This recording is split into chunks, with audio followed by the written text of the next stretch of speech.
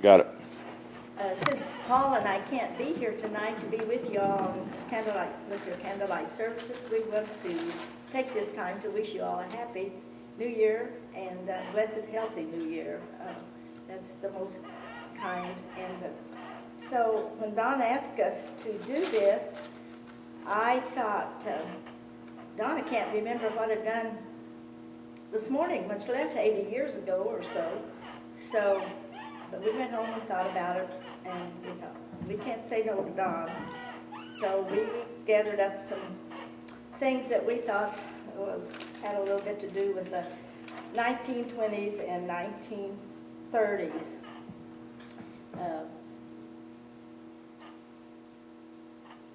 So just bear with us, and we'll try to get through this and think about a few things that are different. Paul was born in 1919, which makes him 91 plus, and I was born in 1922, which makes me 88 plus. So there's been a lot of changes in those years. And we were both, I doubt there's very many here tonight that is that old. I don't imagine there'll be very many here, but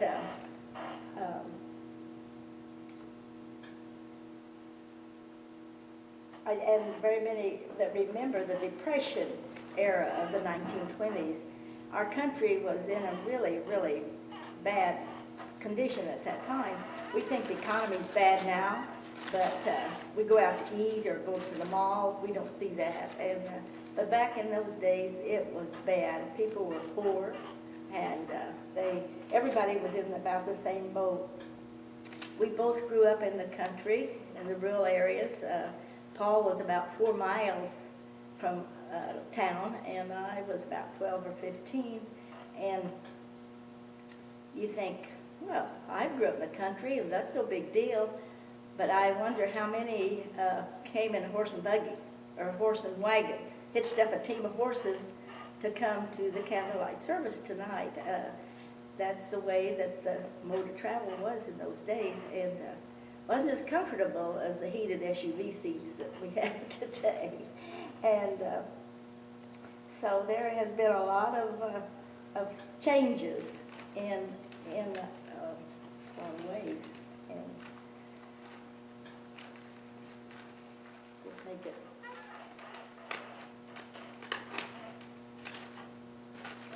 Can you put this all together? Yeah, you're fine. But everybody went in the wagon and with the horses and wagon, and that's the way we went to town to do the shopping, which I was a little girl. I didn't get to go very much. I didn't want to in the cold weather. But when Phil sings the song about going to church in the little red wagon and I look so sweet up on the seat, you know, I can relate to that because I've seen that happen. And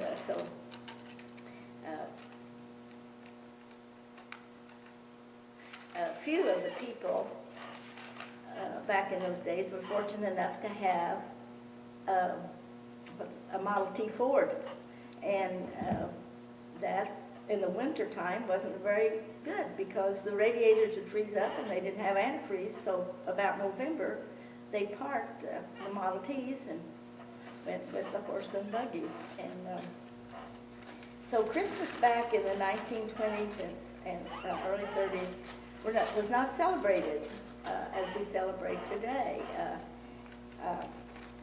We didn't have malls. We didn't have Toys R Us.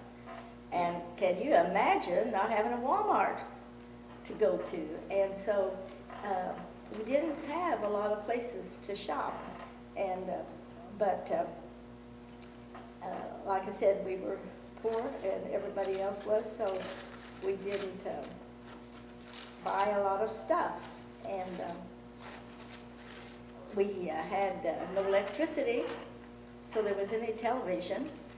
And by that, we weren't tempted with all of the gadgets and the electronics and all the things that you just happen to have today that you can't live without. And by not seeing those advertised, we weren't tempted to even wish for that. And so I guess that was a blessing in itself. If you didn't know it was there, you didn't want it. And so we didn't see all that. We didn't know too much about Santa Claus in his pretty red white suit that we see on television every time you turn it on, and his black patent belt and boots. And we didn't know that he lived in the North Pole, the coldest spot in the world, because we thought our bedroom was the coldest spot in the world when you went in there at night and your old houses were insulated and the wood stoves burned out and got pretty cool in there before morning. And so that was one thing that we I thank God every night I go to bed now for my electric blanket. It is a blessing. I really appreciate it. So, but there was one Christmas that I remember.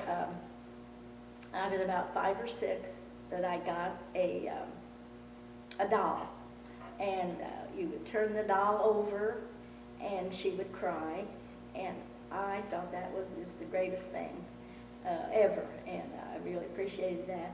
But I know now somebody sacrificed to get me that doll. Where it came from, I don't know, probably from a mail order catalog, and was delivered by a mail carrier and with a horse and buggy.